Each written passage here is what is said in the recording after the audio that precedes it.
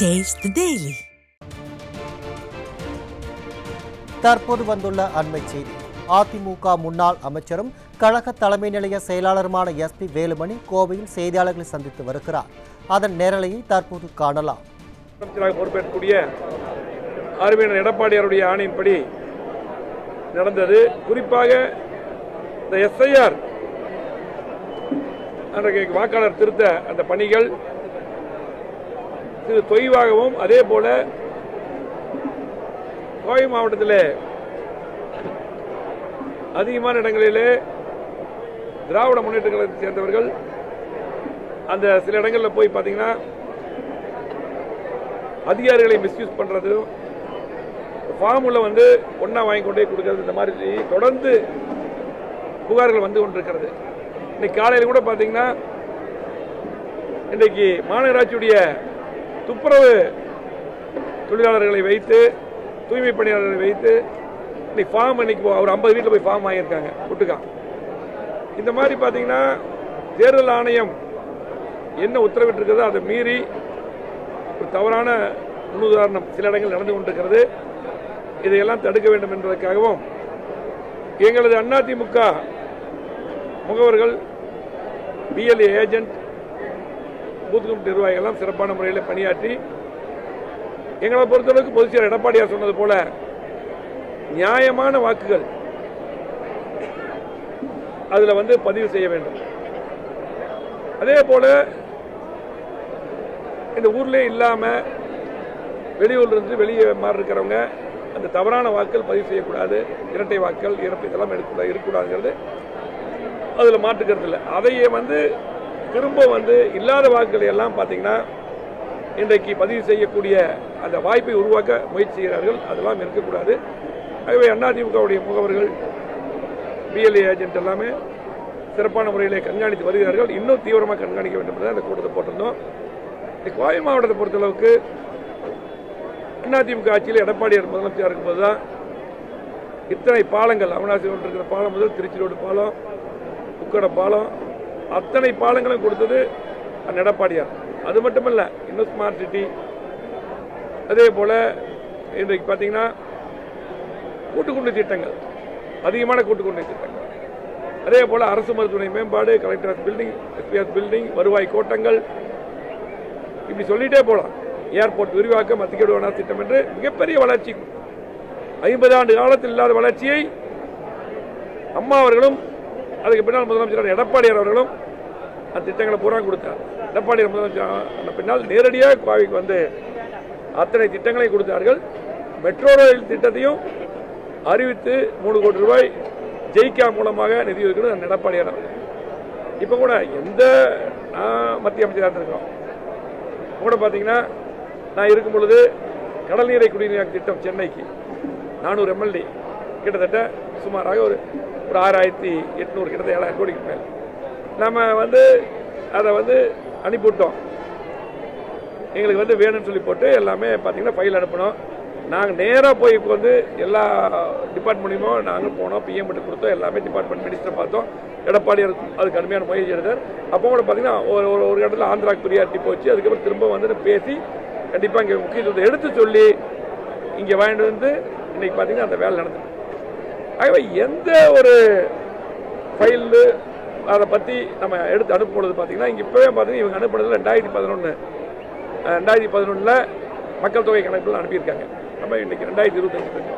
ஆகவே மக்கள் தொகை கணக்கெடுப்பு பற்றி சொன்னால், இந்த கொரி போட்டு அனுப்புனா திருப்பி அனுப்புனா அதை நிவர்த்தி பண்ணி எப்படி கண்டிப்பாக வேணும், நீங்கள் மற்ற மாநிலங்களுக்கு கொடுத்துருக்கீங்கன்னு சொல்லி போட்டு அதை சரி பண்ணி வாங்கணும். இன்னைக்கு பிரதமர் வந்தபோது எடப்பாடியார் அவர்கள் பிரதமர்கிட்ட தெளிவாக சொல்லிட்டார், கண்டிப்பாக கோவைக்கும் மதுரைக்கும் மெட்ரோ ரயில் வேண்டும் என்று அவர் நேரடியாக அவர்கிட்ட பேசி மனுவை கொடுத்து விட்டார். 2026 எடப்பாடியார் முதலமைச்சராக வந்த உடனே கண்டிப்பாக மெட்ரோ ரயில் கோயம்புத்தூர் கொண்டு வருவோம். கோயம்புத்தூருக்கு எல்லா திட்டமும் கொண்டு வந்துட்டோம். எடப்பாடி அறிவிச்ச திட்டம் மெட்ரோ ரயில் கண்டிப்பாக மீண்டும் எடப்பாடியார் முதலமைச்சரானும் கண்டிப்பாக கொண்டு வரும். அத்தியோட வனார் திட்டம் 2 எடப்பாடி அறிவிச்சார், திமுக கிடப்பில் போட்டாங்க, இதில் ஒன்றுமே பண்ணல. அதையும் கண்டிப்பாக எடப்பாடியார் முதலமைச்சரானது கொண்டு வருவோம். அதே போல எடப்பாடியார் அவர்கள் பாரத பிரதமர் பார்த்தீங்கன்னா இங்க இருக்கக்கூடிய தொழில் கூட்டமைப்புகள், பொதுமக்கள் இங்கே இருக்கக்கூடிய பிரச்சனைகளை போல் நிறைய சொன்னாங்க விவசாயிகள். அதையெல்லாம் மனுவாக ரெடி பண்ணி பிஎம் கிட்ட கொடுத்து பிரதமர்கிட்ட கொடுத்து கண்டிப்பாக செய்யோன்னு சொல்லி கொடுத்தார். அதில் பார்த்தீங்கன்னா அமெரிக்காவில் இந்திய ஏற்றுமதிகளில் அதிக வரி விதிப்பை சமாளிக்க பாரத பிரதமர் மோடிஜி அவர்கள் நிவாரண தொகுப்பை அறிவித்தார்கள். அதுக்கு ஒரு நன்றி சொல்லிட்டு 1/9/2025 31/12/2025 வரை காலக்கடன்கள் மூலதன கடன்கள் திருப்பி செலுத்த 15 மாதங்களாக நீட்டிக்க வேண்டும் என்ற கோரிக்கை கொடுத்திருக்கார். 2 இலக்க HSN குறியீடுகள் 61, 62, 63, 94 இதன் கீழ் வரும் ஏற்றுமதியாளர்களுக்கு ஆதரவாக உள்ளது. இந்த பட்டியலில் 14/11/2025 RBI Reserve Bank of India அறிவிப்பு இணைப்பில் RBI 2025 26/96 அதே போல DOR STR ரெக்கார்டில் 60/21/4/048/2025 2 இலக்க HSN குறியீடுகள் 52, 54, 55 மற்றும் 60 சேர்க்க அன்னைக்கு எடப்பாடியார் வலியுறுத்தியுள்ளார். இது ரொம்ப முக்கியமானது. இதில் பார்த்தீங்கன்னா நூட்பு, நெசவு, விசைத்தறி, பின்னல் மற்றும் பதப்படுத்தல் பிரிவுகள் இதில் பயனடையும். இதையும் அன்னைக்கு பிரதமர் எடப்பாடி கொடுத்தார். இயற்கை வேளாண் விவசாயத்தில் விளைபொருட்களின் உற்பத்தி திறன் குறைவாக உள்ளது. விற்பனை விலையில் வித்தியாசம் இல்லை. இயற்கை விவசாயத்துக்கு தேவையான இடுபொருட்கள், மண்புழு, வேப்ப முன்னாக்கு, நுண்ணுயிர்கள் அதிக மானியம் வழங்க வேண்டும் என்று மத்திய அரசை வலியுறுத்தி அன்னைக்கு எடப்பாடியார் இதையும் அந்த மண்ணில் சேர்த்திருந்தார். கோவை, தென்னை, தக்காளி, ஈரோடு அதே போல கோவைக்கு பார்த்தீங்கன்னா தென்னை, தக்காளி, ஈரோடுல மஞ்சள், அதே போல தருமபுரி, கிருஷ்ணகிரி மாம்பழம், டெல்டா பகுதியில் நெல், கடலூரில் கரும்பு, முந்திரி என அந்தந்த மாவட்டத்தில் உற்பத்தியாகும் விவசாய விளைபொருட்களுக்கு உரிய மானியம் கிடைக்க வேண்டும் என்று அதுக்கு நடவடிக்கை எடுக்க வேண்டும் சொல்லி கோரிக்கையும் எடப்பாடியார் வச்சார் பிஎம் கிட்ட. இயற்கை வேளாண் விவசாய உற்பத்தி பொருட்களுக்கு அரசு துறையின் மூலம் நேரடியாக சந்தைப்படுத்தவும் சிறப்பு ஊக்கத்தொகை வழங்க வேண்டும் என்ற கோரிக்கை வைத்தார். மாண்புமிகு பாரத பிரதமர் நரேந்திர மோடிஜி அவர்கள் GST 2.0 அறிவிப்பு மக்களின் வரவேற்பையும் பாராட்டையும் பெற்றுள்ளது. அதுக்கு நாங்கள் மத்திய நிதியமைச்சர் வரும்போது அவங்ககிட்டயே அதை நன்றி சொன்னாங்க. இங்கே இருக்கிற நம்முடைய தொழிலாளர்கள், தொழில் முதலீட்டாளர்கள் நன்றி சொன்னாங்க. அதில் பார்த்தீங்கன்னா டிராக்டர்கள் மற்றும் விவசாய உபகரணங்களுக்கு GST 5% குறைக்கப்பட்டுள்ளது.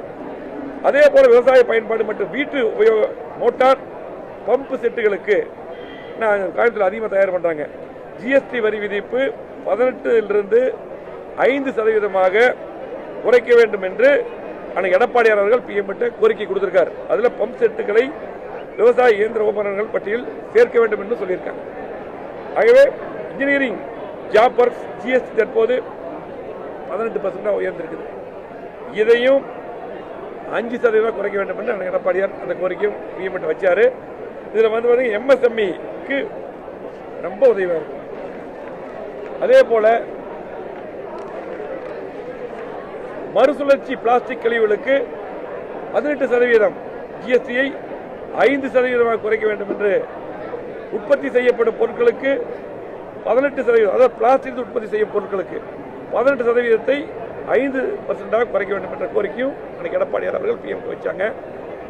சுற்றுச்சூழலை பாதுகாக்கும் பேப்பர் பைகள், கவர்கள் உற்பத்தி மூலப்பொருட்களுக்கு அதில் 18% GST-யை 5% குறைக்கணும். ஏன்னா அதிலிருந்து தயாரிக்கும் பொருட்களுக்கு 18% 5% பண்ணணும். ஏன்னா பார்த்தீங்கன்னா பிளாஸ்டிக் நம்ம ஒழிக்கிறோம். அதுக்கு பதிலாக தயாரிக்கக்கூடிய மூலப்பொருட்களுக்கும் 5% பண்ணணும்னு சொல்லியிருக்காங்க. அதே போல கோயம்புத்தூர் சர்வதேச விமான நிலைய விரிவாக்கம் எடப்பாடியார் பார்த்தீங்கன்னா சீஃப் செக்ரட்டரி அனுப்பி நிதி ஒதுக்கி, நான் தான் அமைச்சராக இருந்தேன், லேண்டெல்லாம் எடுத்து கொடுத்து இந்த ஆட்சியே முடிய போகுது. இது வரல ஒன்றும் பண்ணல.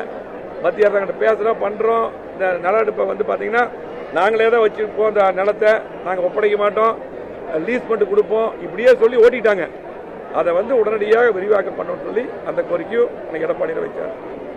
அதே போல கோயம்புத்தூர் ரயில் நிலையம் முதல் ராமேஸ்வரம் வரை இயக்கப்பட்ட ரயில் சேவை நிறுத்தப்பட்டதை மீண்டும் இயக்கவும், அதாவது மீட்டர் கேஜ் ரயில் பாதை அகல ரயில் பாதையாக மாற்ற இந்த கோரிக்கையும் வைத்தாங்க அன்னைக்கு எடப்பாடியார் பிஎம் கிட்ட. கோவை ரயில் நிலையத்திலிருந்து இரவு நேரம் 22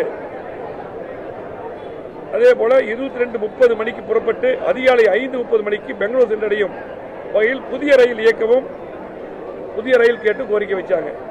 தற்போது கோவையிலிருந்து இரவு ரயில் சேவை இல்லை, கேரளாவில் மட்டும்தான் இருக்குது, கோயம்புத்தூர்லையும் வேணும்னு சொல்லி அன்னைக்கு கோரிக்கை வச்சாங்க. ஆகவே இவ்வளவு கோரிக்கைகளை பிரதமர் அவர்கள் இந்த நிகழ்ச்சிக்கு வரும்போது கூட தமிழ்நாட்டு மக்கள் மேல், கோவை மாவட்ட மக்கள் மேல் அக்கறையாக நம்முடைய முன்னாள் முதலமைச்சர், வருங்கால முதலமைச்சர் எடப்பாடியார் அவர்கள் இவ்வளவு கோரிக்கையை உடனடியாக பாரத வச்சாங்க. எடப்பாடியார் பொறுத்தளவுக்கு எந்த கோரிக்கை வச்சாலும் அதை செய்து காட்டுவார். இவ்வளவு தெரியும், முதலமைச்சராக இருக்கும்போது மெட்ரோ ரயிலுக்கு செகண்ட் பேருக்கு 63,000 கோடி வாங்கினார். அதே போல அனைவருக்கும் வீடு கட்டும் திட்டத்தில் மற்ற மாநிலங்கள்லாம் கட்டப்படாத வீடை கூட தமிழ்நாட்டுக்கு வாங்கி கொடுத்தார். அதே போல பாத்தீங்கன்னா கோதாவரி காவிரி இணைப்புக்கு மிகப்பெரிய முயற்சி எடுத்தாங்க. அதே போல வளந்தாய் காவேரி அந்த திட்டத்தை இன்னைக்கு அறிவிக்க வச்சார். பரம்பிக்குள ஆலியார் திட்டத்துக்கும் கமிட்டி போட்டார். ஆகவே எடப்பாடியார் இருக்கும். அதே போல கடல்நீரை கூட்டு குடிநீர் திட்டம், அதில் கடலிலிருந்து குடிநீர் தயாரிக்கக்கூடிய திட்டத்தை நிதியை வாங்கி கொடுத்தார் மத்திய அரசிலிருந்து. ஆகவே எடப்பாடியார் இருக்கும்போது அதிகமான திட்டங்கள், அதே போல உள்ளாட்சிக்கு மானியம் தேர்தல் நடத்தாத போது நிறுத்தி வச்சாங்க, அதையும் கூட பேசி அதையும் வாங்கி கொடுத்தார். எடப்பாடியார் எந்த முயற்சி எடுத்தாலும் கண்டிப்பாக மத்திய அரசிலிருந்து வாங்கி தருவார். 2026 எடப்பாடியார் முதலமைச்சர் வருவது உறுதி. கண்டிப்பாக மத்திய அரசில் தேவையான திட்டங்களை எல்லாம் இங்கே வாங்கி தருவது உறுதி என்று கூறி, எது நடந்தாலும் 2026 கண்டிப்பாக கோவை மாவட்டத்துக்கு எந்த திட்டம் திமுக செய்யல, மீண்டும் கோவை மாவட்டத்துக்கு எடப்பாடி முதலமைச்சரான பின்னால் விடுபட்ட திட்டங்களை எல்லாம் நாங்கள் கொண்டு வருவோம் என்று கூறி நன்றி, வணக்கம். எப்படி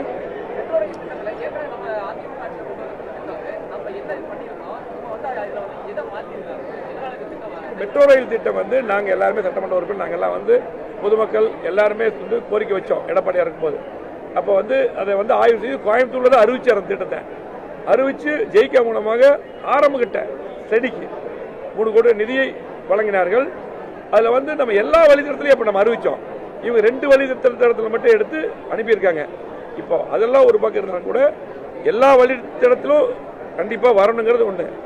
அதே போல இவங்க எந்த குறை இதாக இருந்தாலும் கொரிஸ் எந்த ஃபைல் போனாலும் அதை ஏதாவது ஒரு கொரிஸ் போட்டு அனுப்புவாங்க. அதை நிவர்த்தி பண்ணி நம்ம அனுப்பணும். எந்த டிபார்ட்மெண்ட் இருந்தாலும் கேள்வி கேட்பாங்க, விளக்கம் கேட்பாங்க. அந்த விளக்கத்தை சரியான முறையில் சொல்லி அதுக்கப்புறம் கேட்டு வாங்கணும்.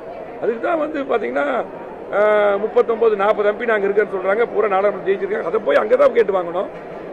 அதை வச்சுட்டு இன்னைக்கு போராட்டம் இங்கே பண்ணிட்டு இருந்தால் அது எப்படி சரியா இருக்கும்? ஆகவே நீங்கள் இவ்வளவு நாள் டிலே பண்ணது தப்பு. சரியான பாப்புலேஷன் போட்டு அனுப்பல, சரியா அனுப்பணும். ஆகவே நீ மத்திய அரசில் அங்கே போய் போராடுங்க, பாராளுமன்றத்தை முடக்குங்க, அதான சரியா இருக்கும். அது எடப்பாடியார் கூட அதான் சொன்னார். நன்றி, வணக்கம்.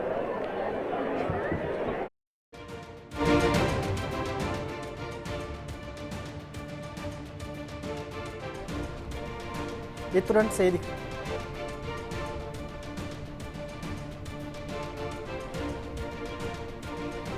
அதிமுக முன்னாள் அமைச்சரும் கழக தலைமை நிலைய செயலாளருமான எஸ்பி வேலுமணி கோவையில் செய்தியாளர்களை சந்தித்தார். அதனை நேரலையை தற்போது பார்த்தோம். தொடர்ந்து ஒரு சிறிய இடைவேளைக்கு பிறகு நியூஸ் செய்திகள் தொடரும்.